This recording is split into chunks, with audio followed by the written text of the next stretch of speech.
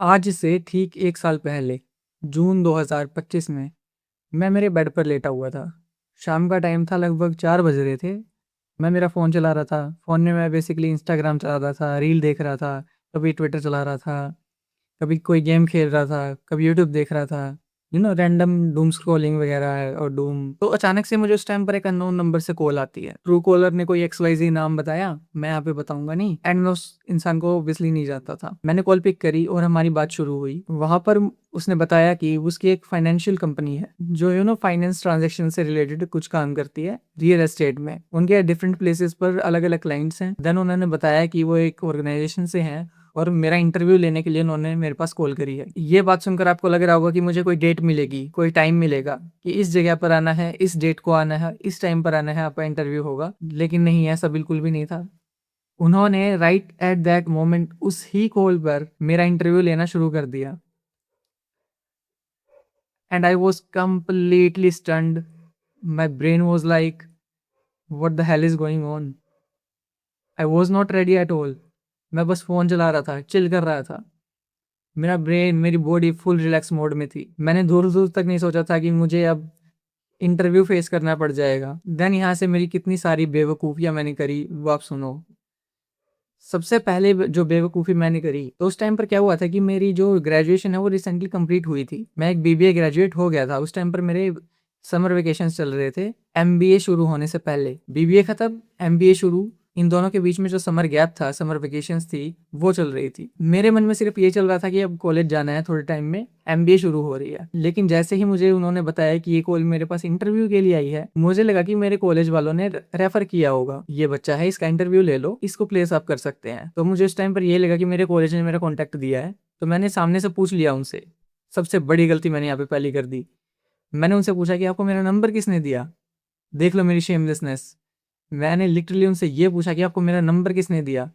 As if कि वो कोई आतंकवादी हो या फिर कोई स्कैमर हो, जिससे मैं पूछ रहा हूँ कि मेरा नंबर तुझे मिला कहाँ से? देन ही टोल्ड मी कि ये एक्स टीचर है, इसने आपका नंबर मुझे दिया है। तो आई वाज़ लाइक, ये टीचर कैसे दे सकती है? तो उस टाइम पे मुझे पता नहीं था कि वो प्लेसमेंट हेड थी उस टाइम पे। पूरी मेरी ग्रेजुएशन निकल गई, मुझे पता नहीं था कि वो मैम प्लेसमेंट की हेड हैं और प्लेसमेंट को लीड कर रही हैं उस टाइम पर। तो मैंने पूरा सामने से प्रूव करने की कोशिश करी कि आपको कुछ नहीं पता, मुझे पता है।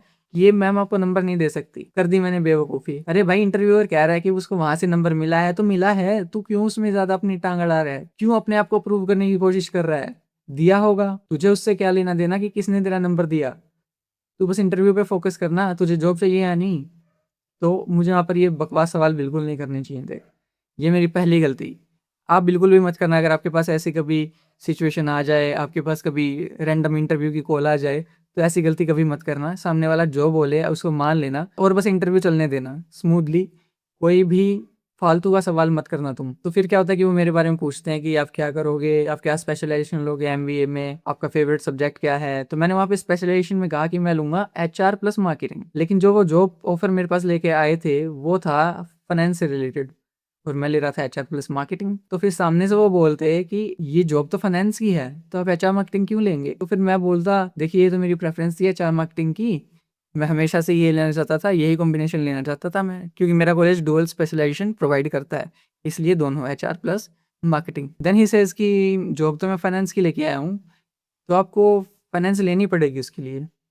तो आप HR मार्केटिंग के साथ कैसे ये फाइनेंस की जॉब करेंगे? तो मैं बोलता कि देखिए ये मेरी प्रेफ़रेंस थी, लेकिन अब आप मुझे जॉब ऑफ़र कर रहे हैं तो मैं डेफ़िनिटली मैं HR प्लस फाइनेंस ले लूँगा।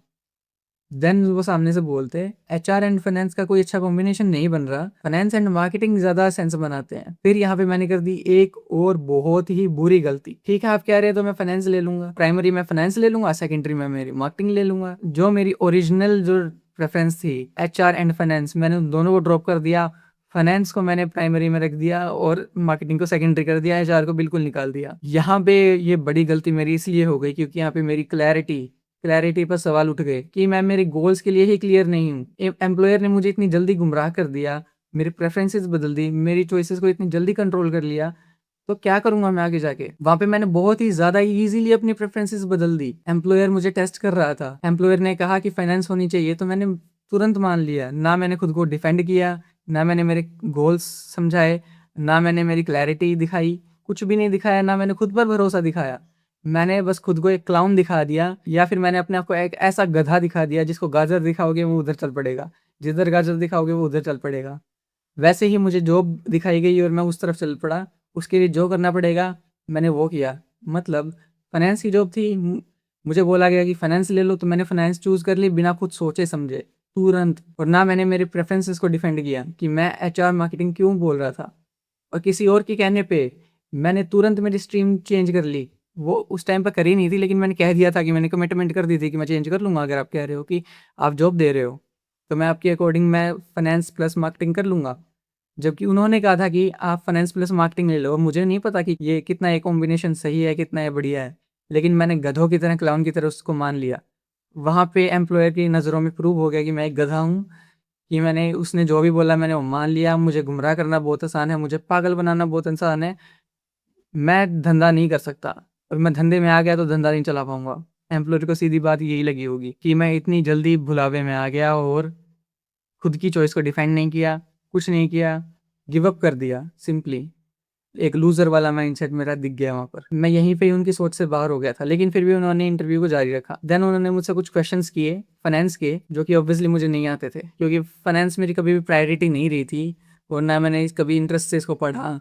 जब भी कोई भी मेरा सब्जेक्ट होता था फाइनेंस से रिलेटेड, कैपिटल मार्केट वगैरह, शेयर, डिवेंचर, मुझे इनमें कभी इंटरेस्ट नहीं था। कर लेता था, लेकिन मैं इनको ज़्यादा भाव नहीं देता था। पेपर में आते थे, अच्छे से पढ़ के जाता था, लिख देता था, फिर मैं भूल जाता इनको, क्योंकि मेरा एचआर में सबसे ज़्यादा इंटरेस्ट था। फिर दूसरे नंबर पे मार्केटिंग, तीसरे नंबर पे फाइनेंस। अब जब जॉब फाइनेंस की आ रही थी, जॉब ऑफर फाइनेंस का था, तो मेरे से क्वेश्चन भी फाइनेंस के होने वाले थे। और मैंने खुद को गधा तो दिखाई दिया था शुरुआत में कि मैं आपके बोलने पर मैं मेरे स्पेशलाइजेशन को चेंज कर लूँगा। जो एचआर मार्केटिंग लेने वाला था, अब मैं फाइनेंस मार्केटिंग लूँगा।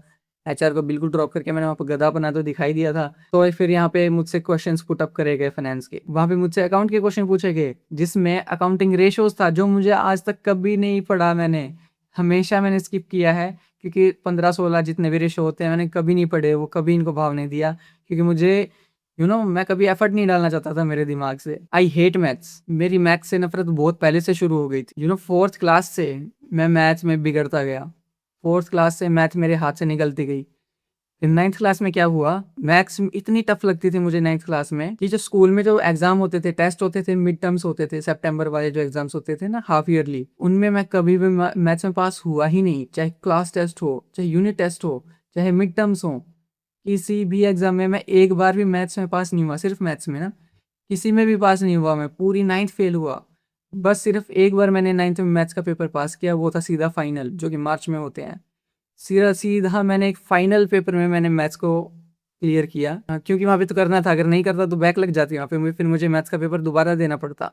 तो मैंने भाई रातों रात पढ़ा था मैं 9th क्लास में मैथ्स के लिए। मैंने मैथ्स का पेपर फाइनल पेपर में क्रैक किया, जिसमें मैं पूरे साल पास नहीं हुआ था, मैंने फाइनल पेपर में मैथ्स को क्रैक कर दिया। फिर मैंने 10th में मैथ्स को क्रैक कर दिया। 10th में भी मेरे नंबर अच्छे नहीं आ रहे थे मैथ्स में, लेकिन मैं फेल नहीं हो रहा था, लेकिन नंबर अच्छे नहीं आ रहे थे, क्योंकि 10th की मैथ्स कंपैरेटिवली आसान थी 9th से। 9th की मैथ्स मुश्किल थी। सो 10th में मैं ठीक ठाक था मैथ्स में, बस पास पास होता था, फेल भी होता था ये टेस्ट वगैरह में, लेकिन पेपर में मैं पास हो रहा था। और बोर्ड्स में भी मैंने बहुत अच्छे नंबर लाए।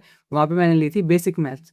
उस टाइम पहली बार आया था ये कि स्टैंडर्ड मैथ लेनी है, बेसिक मैथ लेनी है। मैंने बेसिक मैथ ली थी और मैं पास हो गया था बहुत ही अच्छे नंबर से। फिर 11th में मैंने ली कॉमर्स विदाउट मैथ्स, बिना मैथ्स के मैंने कॉमर्स ली। इतनी नफरत थी मुझे मैथ्स से। एंड फिर उसके बाद मैंने मैथ्स से बिल्कुल अपने रास्ते मोड़ लिए। दैट्स वाई मुझे फाइनेंस पसंद नहीं थी, क्योंकि उसमें भी कैलकुलेशन वगैरह और अकाउंटिंग रेशोज वगैरह ये रहते थे, इसलिए मुझे कभी भी फाइनेंस पसंद नहीं आई। तो मुझसे ऐसे ही क्वेश्चंस पुट अप करे गए, आप ये रेशो निकालो, ये वैल्यूज हैं, आप ये निकाल के दो, ये निकाल के दो। तो मैंने तुरंत चैट जीपीटी निकाला और फिर मैंने उसमें कर तुरंत, जैसे जैसे कॉल पे बोल रहे थे, तुरंत एज फास्ट मैं टाइप कर सकता था, मैंने टाइप किया। चीटिंग करने की पूरी कोशिश की, लेकिन मैं फिर भी मिजरेबली फेल हो गया। 90% आंसर्स मैंने गलत दिए। 90% आंसर्स उन्होंने सामने से बोल दिया। जब सारे क्वेश्चंस उनके हो गए, तो बोलते कि देखो प्रतीक, आपने जो भी सवालों के जवाब दिए हैं वो आधे से ज़्यादा ही गलत हैं, लेकिन फिर भी मैं आपको अपने साथ रखना चाहूँगा एक बार। मैं आपको थोड़ा-सा देखना चाहूँगा क्लोज़ली, इसलिए मैं आपको दोबारा कॉन्टैक्ट करूँगा और मैं आपको मेरे पास बुलाऊँगा और आपको ऑब्ज़र्व करूँगा। और फिर यहाँ पे हमारी कॉल कट हो जाती है, एंड उसके बाद फिर ना उनकी कभी मेरे पास कॉल आती है, ना उनका कोई टेक्स्ट मैसेज आता है और ना मैंने कभी उनसे बात करी, ना मैंने मेरी तरफ से कोई एफर्ट डाला उन तक पहुंचने का। तो ऑब्वियसली यार इतना ज़्यादा ह्यूमिलिएट हुआ मैं। इस चेहरे के साथ मैं उनसे नज़र मिला सकता हूँ कि मैं इतना घटिया क्लाउन बन के दिखाया मैंने उनको और इतने घटिया जवाब मैंने उनको दिए। कैसे मैं उनसे नज़रें मिला पाऊंगा अगर मैं उनसे मिलूंगा अभी? तो मैंने ना कभी उनसे पूछा और ना उन्होंने कभी मुझसे पूछा। ना उनको पता कि मैं क्या कर रहा हूँ, ना मुझे पता कि वो क्या कर रहे हैं अभी। तो यहाँ से मैं ये कहना चाहता हूँ कि मेरा जो पहला इंटरव्यू था, I failed miserably in that, literally the most pathetic interview मेरी लाइफ का। ना मुझे बोलना आया, ना मेरे बेसिक्स क्लियर थे। उन्होंने मुझसे जो सवाल पूछे ना मुझे वो आते थे, कुछ भी नहीं आता था मुझे। ऊपर से क्लाउन वाले जो मैंने जवाब दिए उनको, खुद के ऊपर मैंने कंट्रोल नहीं दिखाया, मेरी प्रेफरेंसेस को मैंने क्लैरिफाई नहीं किया, मैंने जस्टिफाई नहीं किया मेरी चॉइसेस को, मैंने मेरी चॉइसेस को छोड़ दिया। उन्होंने इंटेंशनली मुझे गुमराह किया और मैं गुमराह हो गया बहुत आसानी से। बहुत बड़ी गलतियां थी मेरी। उस दिन मुझे जो एम्बैरेसमेंट फील हुई, उसने मुझे कहा कि आगे से ऐसा नहीं होना चाहिए प्रतीक, क्योंकि उस टाइम मुझे रियलाइज़ नहीं हुआ, लेकिन जैसे ही वो कॉल कट हुई मुझे रियलाइज़ हो गया कि मैंने बहुत बड़ी गलती करी है। रात को आपको रियलाइज़ होता रहता है कि यार उस टाइम मैं ये बोल सकता था। हमारे कहीं पे भी आर्ग्यूमेंट हो जाते हैं तो हम रात को सोचते हैं कि यार उस टाइम मैं ये बोल सकता था तो मैं जीत जाता। अगर मैं ऐसी बातें बोलता या फिर मैं इस बात को इस तरीके से बोलता तो शायद मैं वो आर्ग्यूमेंट जीत सकता था। वही मेरे साथ 2-3 दिन रहा और इतनी ज़्यादा एम्बैरेसमेंट मुझे फ़ील हुई। आज भी मैं जब उसके बारे में सोचता हूँ तो मुझे बहुत ज़्यादा एम्बैरेसिंग फ़ील होता है कि मैंने क्या कर दिया ये। इतना बड़ा क्लाउन मैंने दिखाया है, इतना ज़्यादा एजुकेटेड होने के बाद भी इतना बड़ा क्लाउन हूँ। तो ये चीज़ें ऐसे ही नहीं हुई, इनके पीछे बहुत रीज़न्स हैं, ऐसे नहीं होती ये चीज़ें। तो सबसे पहले मैं आपको वो रीज़न्स ही बताता हूँ कि क्यों। सबसे बड़ी प्रॉब्लम जो थी वो थी कम्युनिकेशन स्किल्स। मुझे बात करनी नहीं आती थी, खुद को जस्टिफाई नहीं करना आता था, मेरी क्या-क्या प्रेफ़रेंसेस हैं उनको पुट अप नहीं करना आता था, अपने आप को प्रेज़ेंट करना नहीं आता था। ये सारी जो चीज़ें हैं बेसिक्स, ये कम्युनिकेशन स्किल्स के अंदर आ जाती हैं, स्पीकिंग स्किल्स के अंदर आ जाती हैं और I was the worst at that moment. तभी मैंने सोच लिया था कि कुछ करना पड़ेगा, कुछ इम्प्रूवमेंट करनी पड़ेगी। उसके बाद फिर मैंने इस चैनल पर रेगुलरली काम करना शुरू किया और आज आप इम्प्रूवमेंट देख सकते हैं मेरे अंदर। आप मेरी पहली वीडियो देखिए। आए दिन एक नया लफड़ा चलते रहता है, ये भी ऐसे ही है। और लेकिन इसमें हम सीधे लेकिन ये जो आपने वीडियो देखी, इस चैनल की सबसे पहली वीडियो थी वो, और मैं ऐसा दिखता था और ऐसे बोलता था। ये इंटरव्यू से भी पहले किया है, कुछ 3-4 महीने पहले किया है। इस चैनल से ही पहले मैंने बहुत चैनल्स बनाए हैं, उनकी वीडियोस भी है मेरे पास, लेकिन उनको छोड़ो, मैं उन पे फिर कभी आऊँगा। और फिर अब आप ये वीडियो देखिए जब मैंने कमबैक किया इस चैनल पर। आप लोगों को पता है कि मैं अभी एमबीए में हूँ, एमबीए कर रहा हूँ। थोड़ी-सी इम्प्रूवमेंट लग रही होगी लेकिन ज़्यादा नहीं। इस वाली वीडियो से कंपेयर करिए जो आप अभी देख रहे हैं। ये सिर्फ़ 1.5 हफ्ते की इम्प्रूवमेंट है, सिर्फ़ 1.5 हफ्ते की। मेरी प्रेज़ेंटेशन में इम्प्रूवमेंट है, मेरे बोलने के तरीके में इम्प्रूवमेंट है। मैं फंबल बहुत कम कर रहा हूँ, कट्स कंपैरेटिवली कम लग रहे होंगे। अब देखना अगले 2 या 3 हफ्ते में कट्स और कम कर दूँगा मैं, और इतना फ्लुएंट बोलने लग जाऊँगा कि कट्स बिल्कुल ही कम हो जाएँगे। मेरे कम्युनिकेशन स्किल्स यहाँ पर थे ना, आज वो यहाँ पर आ गए हैं और कुछ टाइम बाद इससे भी ऊपर जाएँगे। देखना, आप बस इस चैनल के साथ जुड़े रहो, आप बस देखते रहो कि मैं कहाँ तक पहुँचता हूँ और कहाँ तक कैसे बोलता हूँ मैं। आप अपनी नज़रों से देखोगे कि मैं कैसे अपने आप को ऊपर उठाता हूँ, कैसे मैं अच्छे से बोलने लग जाता हूँ। दूसरा रीज़न मैं आपको बताता हूँ जो मैं मिज़रेबली फ़ेल हुआ। कम्युनिकेशन स्किल का जो मेरा फेलियर था उस टाइम पर, उसने मुझे लिमिट कर दिया। नॉलेज है उसको मैं पुट अप नहीं कर पाया, लिमिट कर दिया मेरी नॉलेज को। अगर मुझे बोलना ही नहीं आ रहा तो मैं सामने वाले को कैसे बताऊँगा कि मुझे ये चीज़ आती है? तो मैं कैसे ही ये बता सकता हूँ कि मैं इस चीज़ में बेटर हूँ? कैसे ही मैं मेरी प्रेफ़रेंसेस को जस्टिफ़ाई कर सकता हूँ? मुझे बोलना ही नहीं आ रहा तभी तो मुझे डोमिनेट करके चले गए। मुझे बहुत जल्दी से मैनिपुलेट करके चले गए। मेरी एचआर मार्केटिंग की जो चॉइसेस थी उसको बदल के फाइनेंस मार्केटिंग की कर गए। बहुत आसानी से। मुझे बोलना नहीं आ रहा था, प्रेज़ेंट करना नहीं आ रहा था। तो ये जो 2 रीज़न्स थे, सबसे ज़्यादा इन 2 रीज़न्स ने ही मुझे अफ़ेक्ट किया उस टाइम पर। लेकिन अब इसको सॉल्व मैंने बहुत हद तक कर दिया है और मुझे खुद पर बहुत ज़्यादा कॉन्फिडेंस है कि अब मुझे ऐसी अपॉर्चुनिटी मिलती है तो I will not lose it और मैं इसको ख़राब बिल्कुल नहीं करूँगा। आप खुद देख सकते हैं मेरे अंदर इम्प्रूवमेंट यार। काम हो रहा है मेरे ऊपर, मैंने खुद काम किया है और करूँगा मैं। जब तक मेरे पास और अपॉर्च्युनिटीज़ आएँगी मैं पता नहीं कहाँ पहुँच गया हूँगा। जुड़े रहो मेरे साथ, देखते रहो मैं कहाँ तक जाता हूँ। तो इस वीडियो का मेन मोटिव ये है कि मैं तुम्हें बता देता हूँ कि तुम्हें क्या नहीं करना है या फिर क्या करना है। पहली चीज़ अपनी कम्युनिकेशन स्किल्स पर काम करो। इस चैनल के साथ जुड़ जाओ, बिल्कुल चिपक जाओ। सब्सक्राइब कर लो इसको। मुझे देख-देख के सीख जाओगे आप। मुझे देख-देख के मोटिवेशन मिलेगी आपको। मैं जैसे बोलने की कोशिश कर रहा हूँ, आप भी बोलने लग जाओगे। देखो मैं कितना इम्प्रूव कर गया हूँ ओवर द टाइम। देखो मेरी पहली वीडियो मैंने आपको दिखाई थी, कैसा बोल रहा था मैं उसमें। और आज देख लो कितने कॉन्फिडेंस से मैं बोल रहा हूँ, कितनी अपीयरेंस में मेरा डिफरेंस है। जुड़े रहो इस चैनल के साथ और मेरी जर्नी को फॉलो करो। देखो आपको कितनी मोटिवेशन मिलती है। देखने के साथ-साथ जो मैं बता रहा हूँ, उस सबको याद करो, उनको सीखो, उनको इम्प्लीमेंट करो अपनी लाइफ में। कितनी वीडियो मैंने कम्युनिकेशंस पर बनाई है मेरी पिछली। आप जाके चैनल पर देख सकते हो, 2 या 3 वीडियोस आपको अभी तक मिल जाएंगी और आगे पता नहीं कितने आने वाली हैं। अगर आप उनको देख लोगे तो आप किसी भी स्ट्रेंजर से बात कर सकते हो। अगर आप उनको जानते भी नहीं हो, ऐसे लोगों से ही बात कर सकते हो। आप किसी भी सवाल का जवाब दे सकते हो। अगर आपको उसका जवाब पता भी नहीं है तो भी आप उसका जवाब दे सकते हो। देखो, ऐसी कमाल की वीडियोस मैंने मेरे चैनल पर डाली हुई हैं, जो मैंने सीखी है मेरे एक्सपीरियंस के साथ, जो मैंने सीखी है ऑनलाइन टीचर्स से, और वही मैं आपको सिखा रहा हूँ। जो मैंने सीखा है वही मैं आपको सिखा रहा हूँ। इम्प्लीमेंट करने के बाद उसको शोकेस भी करो, चाहे आप यूट्यूब चैनल पर शोकेस करो, पब्लिकली शोकेस करो, कॉलेज में शोकेस करो, अगर आप स्कूल में तो स्कूल में शोकेस करो। बोलना आ रहा है तो बोलो, प्रेजेंट करो अपने आप को, प्रेजेंटेशंस दो, कभी भी हिचको मत। आप जितना ज़्यादा ट्राई करोगे उतना ज़्यादा आप किसी चीज़ में बेटर हो जाओगे। वो एग्जाम्पल पता है ना, पोर्ट वाला? अगर नहीं पता तो मैं बता दूं। 100 लोगों के 2 ग्रुप बनाए गए, ग्रुप ए 100 लोग, ग्रुप बी 100 लोग। दोनों ग्रुप्स को कहा गया कि आपको मटका बनाना है, लेकिन ग्रुप ए को कहा गया कि आपको एक मटका बनाना है। मतलब ग्रुप ए में जो 100 लोग हैं उनको बस एक एक मटका बनाना है सबको। वेर एज जो ग्रुप बी है उसमें जो 100 लोग हैं उनको सबको 100 मटके बनाने हैं। तो किसने सबसे बेटर मटके बनाए होंगे? जिसने एक मटका बनाया या फिर जिसने 100 मटके बनाए? अगर आप लोगों को लग रहा है कि जिसने एक मटका बनाया उसने ज़्यादा अच्छा मटका बनाया होगा तो आप गलत हो। क्योंकि आप यहाँ पर ये लॉजिक लगा रहे हो, जिसको एक मटका बनाना है तो उसका सारा टाइम एक मटके पर लगेगा, लेकिन जिसको 100 मटके बनाने हैं उसका सारा टाइम डिवाइड हो जाएगा, अलग अलग मटके पर उसको काम करना पड़ेगा। तो यहाँ पर ये बात नहीं है। ग्रुप ए को कोई फिनिशिंग का एक्स्ट्रा टाइम नहीं मिलेगा, बल्कि ग्रुप बी जो है बार बार बना बना के एक्सपर्ट हो जाएगा। जब तक वो 99 मटके बनाएगा वो एक्सपर्ट बन चुका होगा मटके बनाने में। फिर वो जो 100वां जो मटका बनाएगा वो परफेक्ट होगा, बिल्कुल 100% परफेक्ट, जो ग्रुप ए कभी भी उससे मैच नहीं कर सकता। मतलब जब आप एक काम को करते रहोगे करते रहोगे करते रहोगे तो आप उसमें इतने एक्सपर्ट हो जाओगे कि आप परफेक्शन ही निकलोगे। आप परफेक्ट चीज़ ही बनाओगे, उसका कोई मुकाबला नहीं कर पाएगा। So that's what I am saying कि आप अपनी जो स्किल्स हैं आप उसको शोकेस भी करो सीखने के बाद। अगर आप बोलने की कोशिश कर रहे हो तो उसको शोकेस करो अपने चैनल पर, पेज पर, फैमिली गैदरिंग्स में, स्कूल में, कॉलेज में, कहीं पर भी। फिर चौथी चीज़ है उसको कंटिन्यूस इंप्रूव करो। कंटिन्यूस इंप्रूवमेंट, आज जैसी चीज़ है उसको कल इंप्रूव करो, परसों और इंप्रूव करो, उससे अगले दिन और इंप्रूव करो। धीरे धीरे करके आपकी जो इम्प्रूवमेंट की जो प्रोसेस है आपको परफेक्शन तक लेके जाएगी। खुद देख लो मैं इम्प्रूव करके कहाँ पे आ गया हूँ और कहाँ तक जाऊँगा। इम्प्रूवमेंट की कभी कोई स्टेज नहीं है या फिर कभी भी कोई स्टॉपेज नहीं है इम्प्रूवमेंट की।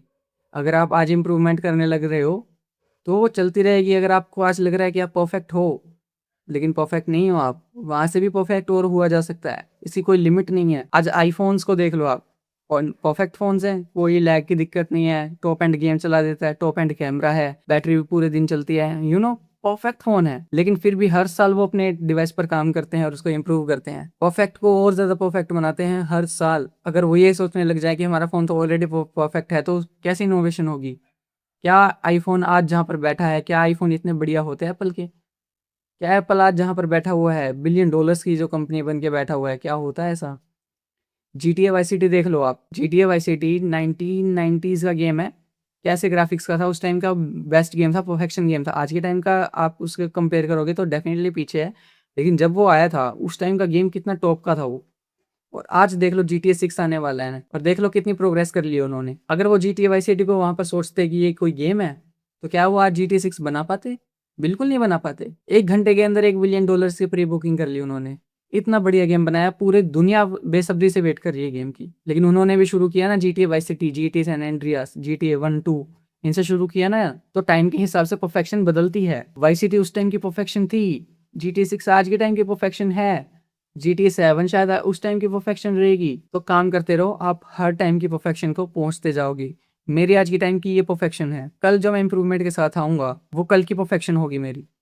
परसों फिर मैं और इम्प्रूव करूँगा, उससे अगले दिन मैं फिर और इम्प्रूव करूँगा। देखना फिर मैं कहाँ तक पहुँच जाऊँगा। इसके ऊपर आपका क्या कहना है मुझे कमेंट्स में बताना है, ठीक है? आज की इस वीडियो को मैं यहीं पर ख़त्म करता हूँ, फिर मैं किसी स्टोरी टाइम में आऊँगा। आप इस चैनल को कर लो सब्सक्राइब, क्योंकि हम यहाँ पर ऐसी बातें करते रहते हैं। और हाँ, अपना पर्सपेक्टिव पकड़ो, बाकी सब ऐसे ही चलता रहेगा।